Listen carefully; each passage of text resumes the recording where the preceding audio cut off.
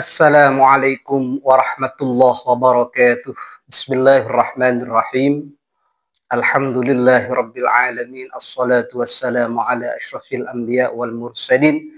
Sayyidina wa habibina wa maulana Muhammadin wa alihi wa ashabi ajma'in, amma ba'du. Kaum muslimin dan muslimat rahimakumullah. Kesempatan kali ini saya ingin membahas soal memberikan pakan hewan dengan menggunakan hewan saat hidup. Artinya ada hewan hidup diberikan hidup-hidup kepada hewan. Contoh seperti buaya, saya sering melihat videonya di YouTube ya. Itu diberikan secara hidup-hidup, dilempar dari atas hingga menjadi rebutan buaya. Ada juga teman-teman kita, saudara-saudara kita yang memberi pakan burungnya dengan menggunakan jangkrik yang masih hidup. Ada.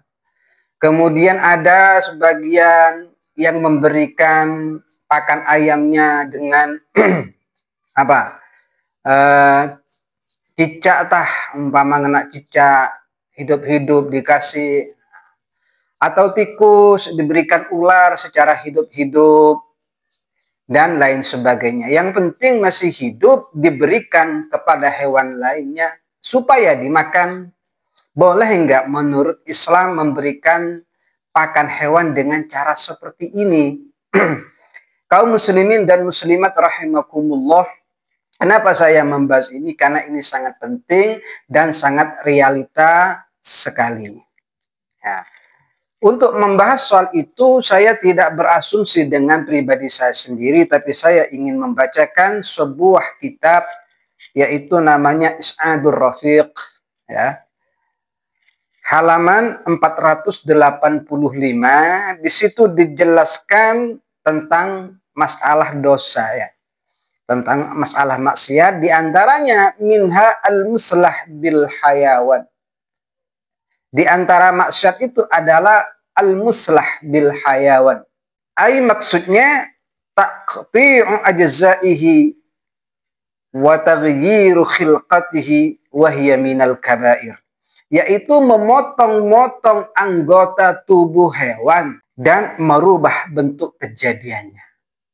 Artinya ada hewan diiris-iris atau dipotong-potong sebelum dibunuh.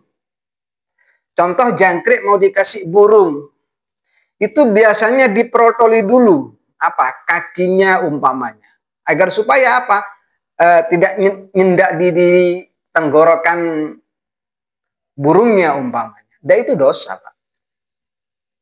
Ada ulat diberikan hidup-hidup kepada burung, dosa. Kenapa dosa? Karena termasuk penyiksaan. Bagaimana caranya agar supaya tidak dosa? Caranya yang mudah, dibunuh dulu dengan baik. Langsung satu kali, tes, dibunuh, dipites umpamanya, dipencet, tes, atau langsung dipotong sekali itu, cek. Jangan diiris-iris, jangan disakiti. Dengan pelan-pelan. Itu termasuk dosa. Wahya minal kabair, dan ini termasuk dosa besar. Kenapa? Dikarenakan qala alaihi salatu wassalam man massala bidhi ruhin summa lam yatub massalallahu bihi yaumal qiyamah.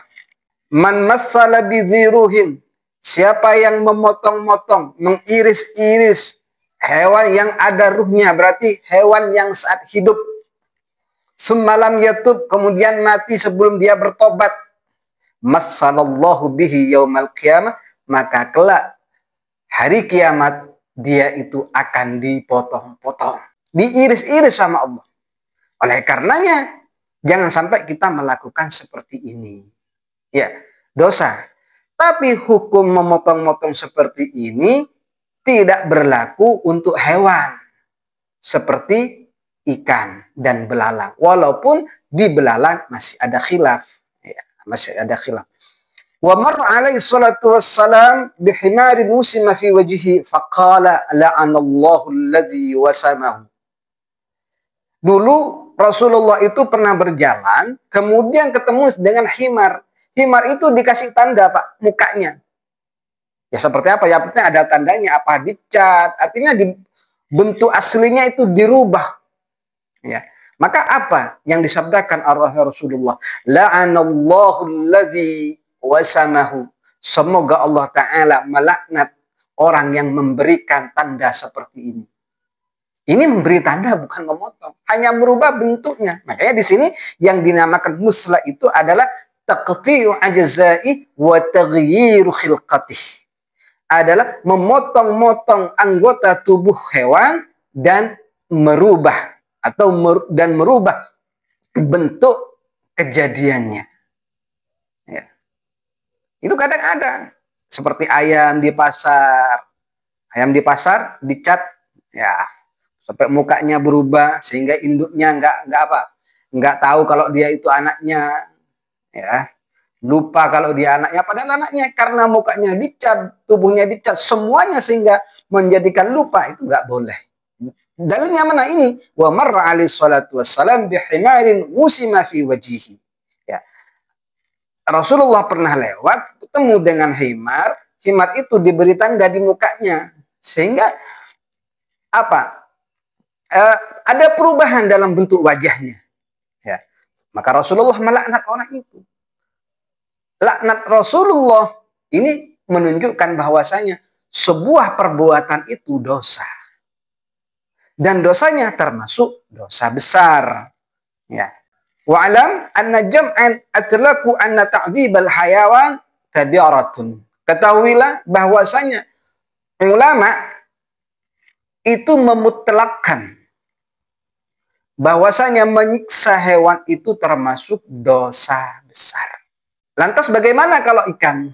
Nah, kalau ikan ini tak termasuk seperti itu. Artinya kalau ikan boleh dipotong-potong sebelum dia mati. Sebelum dia mati, boleh dipotong-potong. Dipotong buntutnya dulu, terus ke tengah seumpama. Sebelum dimatikan langsung dipotong. Itu boleh. Ya. Di sini dalam kitab Tuhfatul Muhtaj fi Syarhil Minhaj wa Hawashi Syarwani, ya, itu dijelaskan wala yaqta'u syakhsu ba'da samakatin. Seseorang tidak boleh memotong sebagian anggota tubuh hewan. Au jaradatin, atau belalang hayatan, dalam kondisi hidup. Maksudnya yukrahu lahu zalik. Ini dimakruhkan. Artinya tidak sampai haram. Jadi belalang, ikan, dipotong-potong, beli ikan atau beli belalang, dikasih burung, dibuang dulu kakinya, itu nggak apa-apa untuk belalang. Untuk hewan demikian, apa? Untuk ikan juga demikian. Itu juga nggak apa-apa. Ya. Tetapi khusus belalang ini ulama khilaf. Ada yang mengatakan kalau dipotong-potong untuk belalang ini haram. Ada yang mengatakan makruh. Dimakan hidup-hidup pun tidak apa-apa. Ya, boleh dimakan hidup-hidup. Seperti itu. Itulah kaum muslimin dan muslimat rahimakumullah yang bisa saya sampaikan. Mudah-mudahan ini bermanfaat, barokah bagi teman-teman kita yang suka pelihara hewan, kemudian dikasih pakan hewan juga. Ya, baik itu ayam atau apalah. Semoga ini manfaat. Kurang lebihnya, hadanallahu wa iyyakum. Assalamualaikum warahmatullahi wabarakatuh.